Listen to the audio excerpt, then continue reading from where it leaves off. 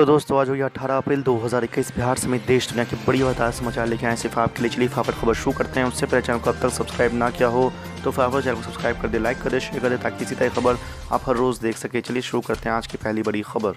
देश भर में कोरोना संक्रमण के मामलों में रिकॉर्ड उछाल के बाद प्रधानमंत्री नरेंद्र मोदी शनिवार रात 8 बजे को कोरोना वायरस और टीकाकरण की स्थिति की समीक्षा करने के लिए एक बैठक कर रहे थे।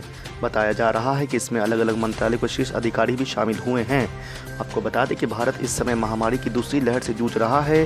केंद्रीय स्वास्थ्य मंत्रालय के अनुसार पिछले 24 घंटे में 2.34 लाख से अधिक नए मामले सामने आए हैं। वहीं बीते 24 घंटे में 1300 से अधिक मौतों की भी बात सामने आ रही है। पिछले 24 घंटे में देश में अलग अलग जगह 1341 कोविड से संबंधित मौतें हुई है। इसके साथ ही इस महामारी से मरने वालों की संख्या बढ़कर 1,75,649 हो गई है। आपको बता दें कि पिछले कुछ हफ्तों में कई राज्य ने अस्पताल के बेड, ऑक्सीजन की आपूर्ति और कोविड-19 टीकों की कमी की बात कही है। कल प्रधानमंत्री नरेंद्र मोदी ने ऑक्सीजन सप्लाई को लेकर एक हाई लेवल बैठक भी की, जिसमें राज्य के साथ तालमेल बिठाने के आदेश दिए गए। आज की दूसरी बड़ी खबर। कोरोना संक्रमण के बढ़ते मामलों को देखते हुए रेलवे ने कोरोना प्रोटोकॉल के पालन के लिए सख्ती बरतनी शुरू कर दी है। रेल बोर्ड ने एक आदेश जारी कर सभी रेलवे परिसर और ट्रेनों में मास्क न पहनने पर 500 रुपये जुर्माना लगाने का फैसला किया है। यह आदेश तत्काल प्रभाव से लागू हो गया है और अगले 6 महीने तक जारी रहेगा। रेलवे ने अब इसे रेलवे अधिनियम के तहत अपराध के तौर पर शामिल किया है। आपको बता दें कि रेलवे ने वायरस के प्रसार को प्रतिबंधित करने के लिए स्वास्थ्य और परिवार कल्याण मामलों के मंत्रालय द्वारा जारी किए गए अलग अलग कोविड-19 प्रोटोकॉल का अनुपालन सुनिश्चित करने के लिए इसे अपनाया है। रेलवे द्वारा जारी आदेश में कहा गया है कि कोरोना वायरस के प्रसार को रोकने के लिए जारी दिशा निर्देश में मास्क पहनना शामिल है। भारतीय रेलवे द्वारा ट्रेनों की आवाजाही के लिए 11 मई 2020 को जारी मानक संचालन प्रक्रिया में कहा गया है कि सभी यात्रियों को सलाह दी जानी चाहिए कि उन्हें प्रवेश और यात्रा के दौरान फेस कवर या मास्क पहने हुए होना चाहिए।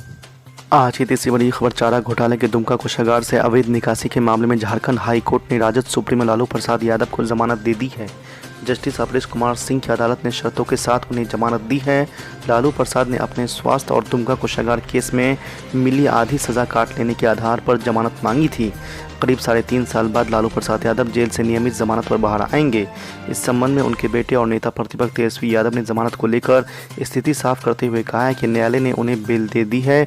वो अभी एम्स में भर्ती है, इलाज चल रहा है। हम लोगों को चिंता है कि उनके स्वास्थ्य को लेकर भी है। उनकी किडनी में संक्रमण काफ़ी ज़्यादा है और सांस लेने में तकलीफ है। उनका इलाज अभी एम्स में ही चलेगा। को बता दें कि लालू प्रसाद यादव के खिलाफ झारखंड में 5 मामले चल रहे थे। अब तक 3 मामले में उन्हें जमानत मिल चुकी थी और आज चौथे मामले में भी उन्हें नियमित जमानत मिल गई है। अब कुल 4 मामलों में लालू प्रसाद यादव को जमानत मिल चुकी है। आज की चौथी बड़ी खबर। देश में जारी कोरोना कहर के बीच कांग्रेस की वर्किंग कमेटी की एक अहम बैठक हुई। कांग्रेस की शीर्ष नीति निर्धारक इकाई कांग्रेस कार्य समिति ने कोरोना वायरस संक्रमण के मामलों में तेजी से वृद्धि के बीच शनिवार को मौजूदा हालात पर चर्चा की। इस बैठक में पार्टी अध्यक्ष सोनिया गांधी ने कहा कि कांग्रेस ने हमेशा ये माना है कि कोविड-19 के खिलाफ लड़ाई एक राष्ट्रीय चुनौती है जिसे पार्टी की राजनीति से दूर रखना चाहिए। उन्होंने युवाओं को भी वैक्सीन देने की वकालत करते हुए कहा है कि कोविड-19 का टीका 25 साल तक के लोगों को लगाया जाए। कांग्रेस वर्किंग कमेटी की बैठक में सोनिया गांधी ने कहा कि कोविड-19 की दूसरी लहर ने देश को बुरी तरह से प्रभावित किया है। हमारे पास इससे निपटने के लिए तैयारी के लिए 1 साल का समय था, लेकिन हम बिना तैयारी किए फिर इसके चपेट में आ गए। उन्होंने आगे कहा कि कोविड-19 संकट संबंधी पूर्वानुमान, आकलन और प्रबंधन के संदर्भ में मोदी सरकार ने कोई तैयारी नहीं की। कांग्रेस अध्यक्ष ने कहा कि सरकार को टीकाकरण के लिए अपनी प्राथमिकता पर पूर्ण विचार करनी चाहिए। टीएमसी की हुकूमत ने अपने इलेक्शन मैनिफेस्टो में लफ्ज मुसलमान को लिखना गवारा नहीं किया।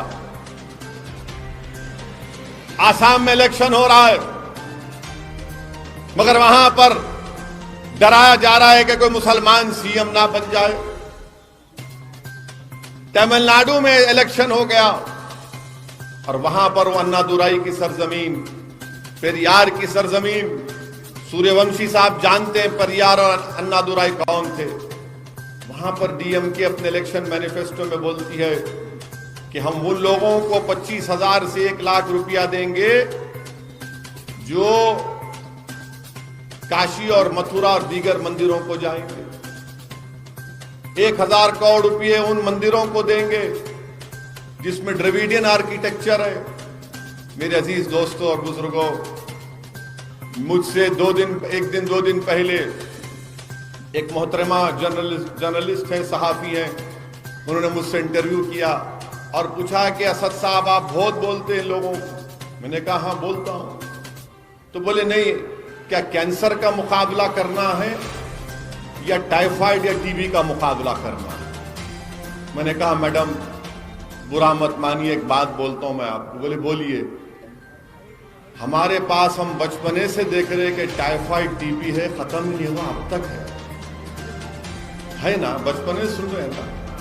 टाइफाइड टीबी कैंसर तो अब फैल रहा, वो भी फैल रहा। बोला क्या करेंगे अब? नहीं, कैंसर का करना है, टाइफाइड टीबी का करना इलाज।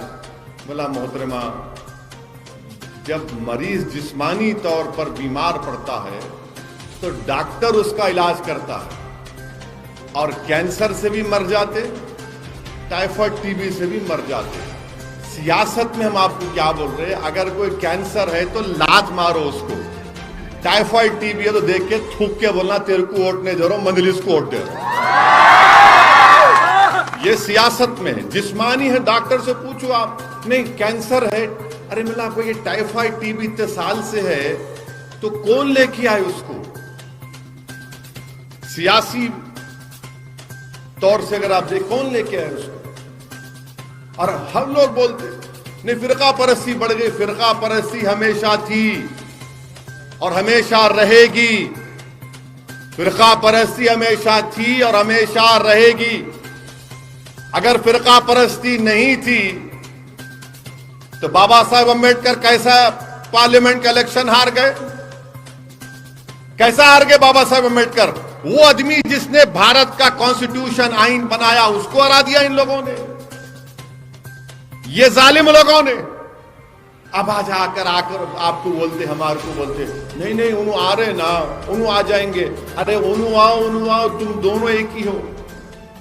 तुम दोनों मिलके क्या किया हमारे लिए बताओ। आप बताइए कि जब मैं आज वो ऑडियो सुना जिसमें ममता बनर्जी के इलेक्शन स्ट्रेटेजिस्ट कह रहे हैं कि मुसलमानों से अपीसमेंट हुआ, ये फलसफा है। अरे हमारी बर्बादी के फसाने बन गए भारत में, मेरी बर्बादी के फसाने बन गए, और आप आकर मुझसे कहते हैं नहीं अपीसमेंट हुआ। मैं आपसे कह रहा हूं कि अपीसमेंट इसको कहते हैं कि रमजान आया, इफ्तार की दावत, एक मुशायरा कर दिए, कव्वाली कर दिए, ओ क्या? नहीं, इसकी हमको जरूरत नहीं है। मैं उन नौजवानों से अपील कर रहा हूं जो मेरी बात को समझ रहे हैं, उन बुजुर्गों से इल्तिजा कर रहा हूं, हमारी मां और बहनों से गुजारिश कर रहा हूं जो अपने घर में बैठकर इस दीवाने की आवाज को सुन रहे हैं, याद रखो, अगर आज आप उठकर अपनी जमात को मजबूत नहीं करेंगे, अगर आज आप अपनी आवाज को मजबूत नहीं बनाएंगे, अगर आज आप मुत्तहिदा तौर पर अपने वोट से अपनी पार्टी मजलिस इत्तेहादुल मुस्लिमीन को कामयाब नहीं करेंगे, अगर आज 2021 में इस मुल्क का दलित, इस मुल्क का मुसलमान, इस मुल्क का आदिवासी अगर मेरी इस बात को नहीं समझ रहा है तो याद रखो, नुकसान हमारा होगा। फिर रोकर शिकायत करने से कोई फायदा नहीं, हमको मुत्तहिद होना पड़ेगा। डरने और घबराने की जरूरत नहीं है। हमारी जिम्मेदारी नहीं है कि हम फिरका परस्ती को हराएं, जिम्मेदारी उन लोगों की है। अगर आज 306 बीजेपी के एमपी लोकसभा में है तो क्या इसका जिम्मेदार मैं हूं? बिदर से 2 मर्तबा बीजेपी का एमपी जीत गया तो क्या इसके जिम्मेदार आप हैं? क्या आपने बीजेपी को वोट दिया था लोकसभा के इलेक्शन में? कितने लोगों ने वोट नहीं दिया? हाथ उठाओ। डरो मत। कैसा जीता उन्हें? कैसा जीता? मैं आके बोला था ख्वाब में,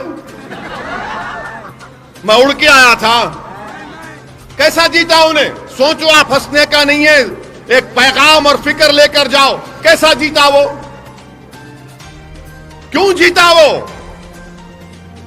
इसके जिम्मेदार आप नहीं है, इसके जिम्मेदार कांग्रेस पार्टी है, इसके जिम्मेदार कुमारस्वामी की पार्टी है, वो जिम्मेदार है। तुम अपने लोगों को नहीं रोक सक रहे, अपने वोटर को। यहां के दूल्हे भाई की तलवार बन के हमको बता रहे,